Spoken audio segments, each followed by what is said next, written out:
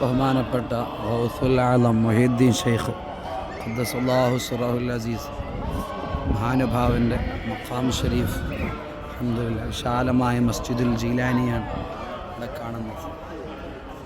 ഇടത് ഭാഗത്ത് മഹാനുഭാവൻ്റെ രണ്ട് മക്കൾ, അവരുടെ മക്ബറ കാണും. ഷെയ്ഖ് അബ്ദുൽ ജബ്ബാർ അതുപോലെ ഷെയ്ഖ് സ്വാലിഹ് മുഹീദ്ദീൻ ഷെയ്ഖിൻ്റെ രണ്ട് മക്കളാണ്. മനോഹരമായ പള്ളിയാണ് അവരുടെ മഖബറ. അൽഹംദുലില്ലാഹ്.